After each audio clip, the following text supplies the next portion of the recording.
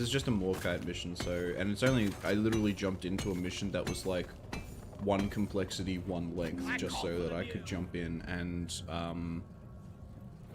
get this underway. So for anybody who's not familiar with this game, this is Deep Rock Galactic. I started playing this about 3 weeks ago, and this has taken up pretty much all of my goddamn time.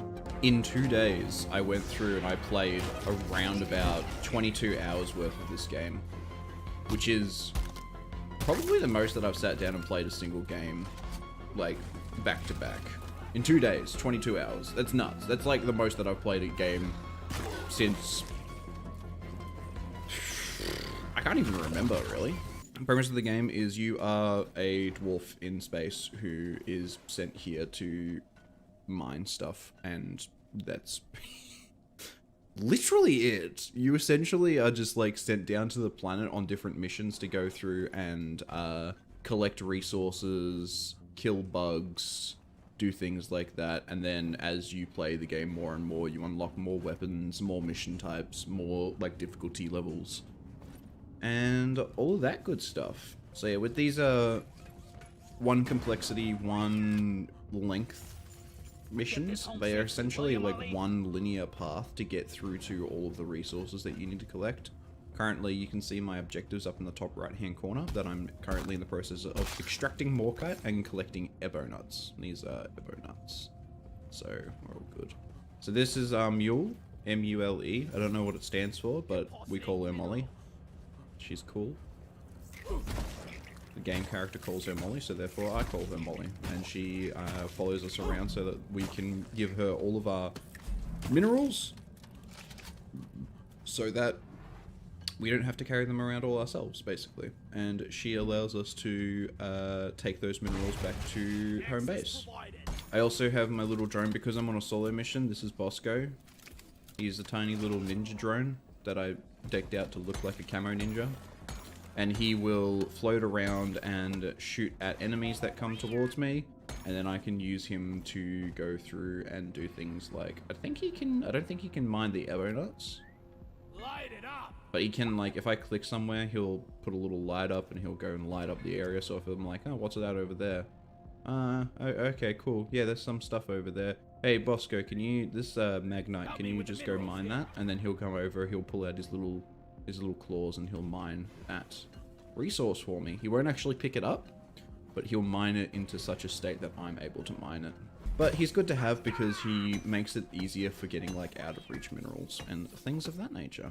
So we're currently going through and extracting some Morkite and collecting some Ebo nuts.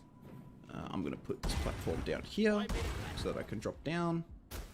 I have a modification on my platform gun so that I can go through and land on it safely and not take damage from certain heights. So there's 4 classes of dwarves in the game. It's the same formula. You've got your primary weapon, which this guy has an automatic shotgun. Your secondary weapon, which this guy, I currently have a grenade launcher. You have your traversal tool, which is your 3rd item, which is mine, is I shoot and create platforms that you can then stand on. And 4 is your unique item. So for him, he has a sentry turret. So you kind of want to use these tools along with your flares to just kind of go through the mine, collect your objectives, keep an eye out for secondary objectives, because they are optional. You can just complete the quest by doing the primary, which is the one up the top. Just take your sweet time, old lady. But I've got all day. if you do the secondary objective, you also get an increased amount of credits as a reward, which is very cool because money is great and money lets us buy things. I'm a fairly recent player. As I said, I only started playing it about 3 weeks ago. We're currently playing Season 1, which is called Rival Incursion, which is their first switch over from just doing regular updates to doing like actual seasons. The game's got a battle pass, which is very cool because it is completely free. You get experience every mission that you play depending on your performance on said mission, and then you unlock extra bits and bobs as you continue. So this is our map. You can kind of like, you see like a terrain, it's a terrain scanner, so it's a bit hard to make out when you first start looking at it. The arrow in the center is me, and the little green squares, the big green square over there is Molly, and the little green square is Bosco. So you can kind of orientate yourself and move the map around to kind of get a general layout of the land. And then if you find yourself needing to go in a specific direction, you can hit space and then it will point you in that direction. And then you know that's generally the direction that you want to walk. So I want to go over this bridge over here. Occasionally while you are in the dive, you will get events like this, which are just swarms. They happen, I think they happen at like random intervals while you're playing in a dive. I don't think there's any like rhyme or reason as to when they occur or why they occur. But what they do is they essentially send a larger amount of bugs at you than they normally would. Depending on what the mission control guy at the top states when the swarm is on its way, it can either be a generic swarm, which will just have a collection of bugs in general, or it can be something like this one, which is a Mactera swarm, which means that they have, it is one specific type of glyphid, which is the name of the bug creatures that we are fighting on this home planet of theirs, because we decided that we want their minerals, and they are not liking the fact that we are invading their territory. So we have to defend ourselves so that we can collect the minerals. So these guys are Mactera spawns. I think they're called Mactera spawns or Mactera swarms. Mactera spawns. Cool. And they are essentially flying bug creatures that shoot acid at us. And we do not like the acid because the acid hurts. Doesn't hurt a whole lot. They're relatively easy to dispatch. I'm only playing on difficulty level 2.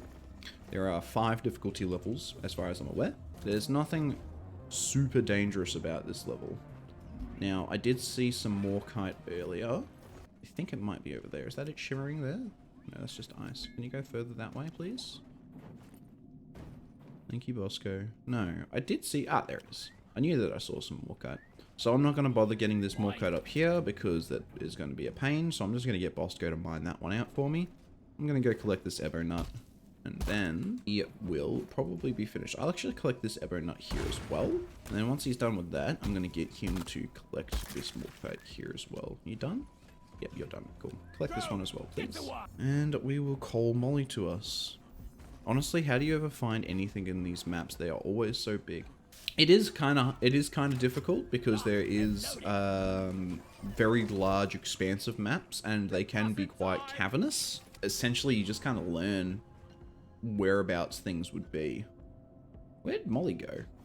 I swear to God, that's not where I called you. I called you to come down here, thank you.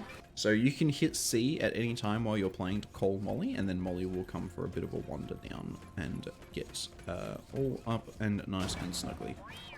And then you can deposit your minerals. Yeah, the dwarves have a love-hate relationship with M.U.L.E. They seem to always like diss her and talk about the fact that she's slow and that like she's a bit useless. But then the second that you get into a mission where where M.U.L.E is not with you, and you try and call M.U.L.E, they'll be like, ah, I miss M.U.L.E. Alright, cool. I think that's the Morkite in here done. There may be another cave system for us to get to. Yeah, look, as for how to find the, like, stuff in the game, and, like, how to find, like, the objective materials, it's not super complicated, but it is kind of like one of those things where just as you play more, you kind of get a feeling for where things are. And you can also do stuff like, regardless of whether you can see or not, you can like hold out your control and just like fling it around a little bit, and then like, you know, there's some Morkite there that I can see that's like shimmering in the darkness, and then if I hover over it, it'll come up and say that there's Morkite there. I think this might be the last cave actually. It doesn't look, from what I saw on the terrain scanner, it doesn't look like there's another cave. So the rest of the Morkite and the rest of the Ebo Nuts should be in here for us to get. We're gonna miss, I think we're missing a little bit. We're missing about 7 Morkite, which means that there'd probably be like half a vein hanging around somewhere, or maybe just like some bits that we dropped. Okay, there you go. That's all the Morkite that we need. Objective complete, nicely done. Return button on the M.U.L.E has been activated. Now what happens is that the mule, which is M.U.L.E, has a little indicator over the top of her that shows that she has the ability for us to call the dropship. So mission control will drop through a dropship to us, which we can then jump onto, and then that will take us back to our home base, which is the space rig. We can call the mule now if we wish, but we still have that secondary objective up there to collect 2 more Ebo Nuts. Okay, I cracked this one open, but I didn't actually grab it. So we're actually only missing 1 Ebo Nut. Now, Ebo Nuts actually shine very, very dimly when they're closed over.